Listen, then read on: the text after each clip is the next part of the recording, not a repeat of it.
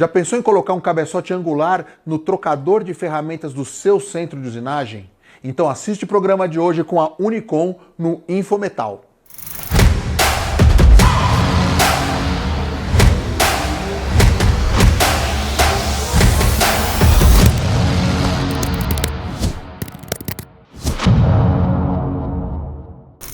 Olá, amigos da usinagem da Conformação de Metais, começando mais um Benner Infometal. Estou aqui de novo com meu amigo Rogério Fusaro, da Unicom. Rogério, obrigado por comparecer de novo e trazer mais assuntos aí pra gente, né?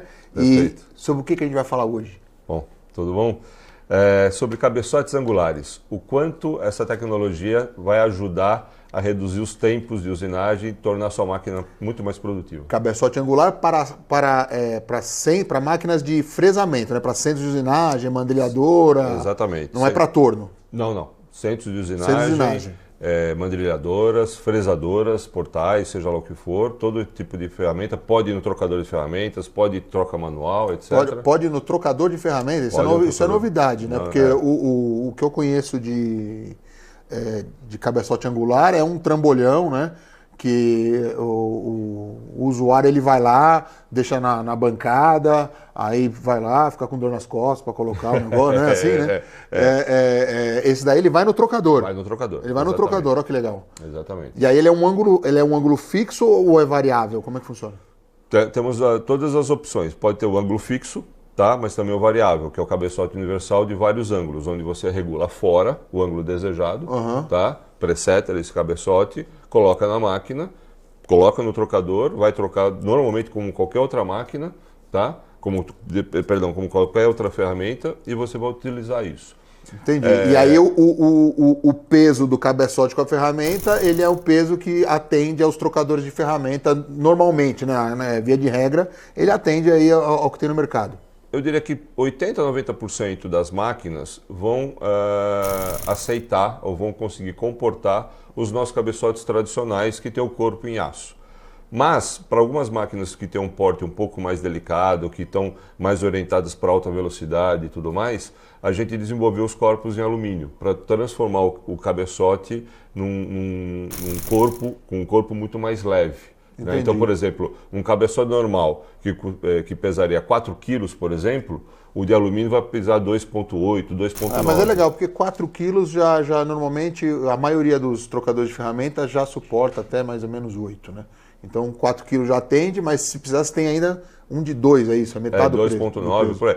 Veja, os portes de cabeçotes são infinitos, assim, em termos infinitos, perdão, mas são muito grandes, né? Então você tem desde cabeçotes pequenos, que vão pegar brocas ou fresas de topo, por exemplo, de 1, 2, 3 milímetros, até cabeçotes de grande porte, que você consegue no cabeçote, por exemplo, acoplar até um outro cone. O cabeçote tem, por exemplo, aqui um HSK100 e a saída dele é um ISO 40, por exemplo, para você colocar um outro porta-pinça grande ali. Tá? Entendi. Então, os cabeçotes vão desde pequenos a muito grandes. Entendi, para não perder, né? Porque às vezes esses cabeçotes, ele tem entrada, é um cone 40, sai 30, às vezes ele perde um pouco na curva ali, né? Não, exatamente. Né? Então tem sempre uma saída um pouco menor, tá?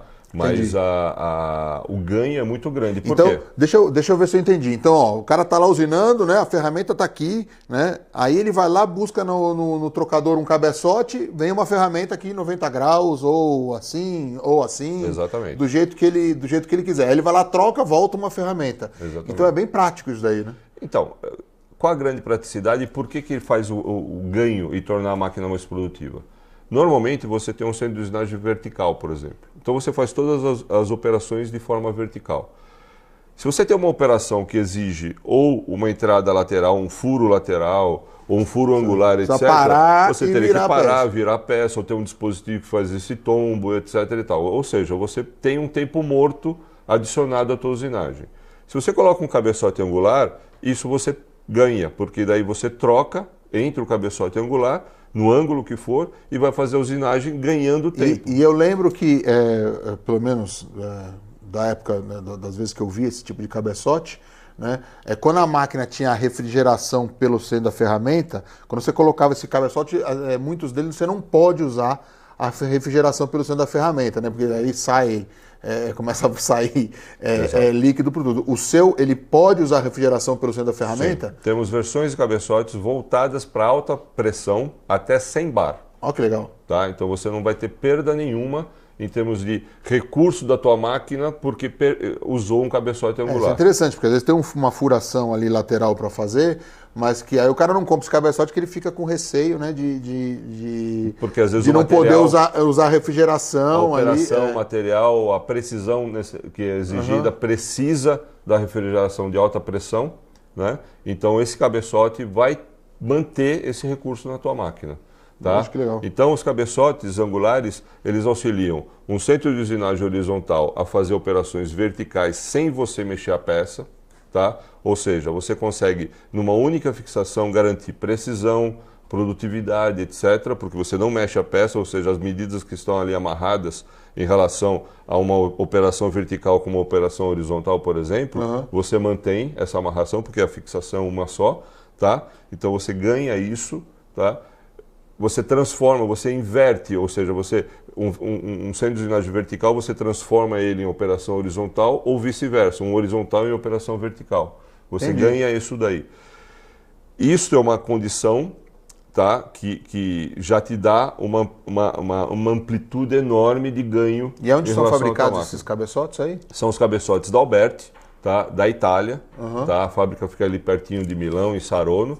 Tá, é uma fábrica de muitos anos, se eu não me engano foi fundada na década de 70, início da década de 70, não me lembro agora o ano, mas é especializada e foi fundada, começou fazendo cabeçote angular. Essa é a história da Alberti. Entendi. Então ela tá? não fabricava máquina de macarrão. Não, e depois começou a fazer uma tendência. Não, ela nasceu fazendo isso, é a especialidade da Alberti, ela detém uma tecnologia altíssima, tanto que hoje o que acontece? Um cabeçote angular que você tem a função, por exemplo, horizontal aqui, e você está usando a condição vertical, você tem uma condição fixa.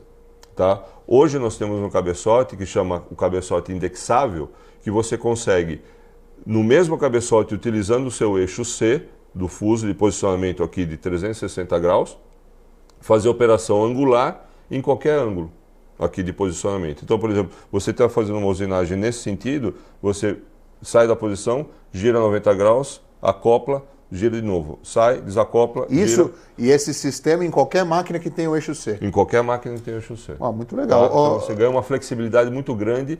Mais uma vez, a gente sempre está orientado a ajudar o nosso cliente a ser mais produtivo e mais preciso. Por quê? Quando você mantém um setup de máquina sem mexer na peça, é melhor, né? É sempre melhor. Você sempre vai garantir uma precisão maior. E também a produtividade, porque todo mundo luta para quê? Eliminar ou diminuir os tempos mortos.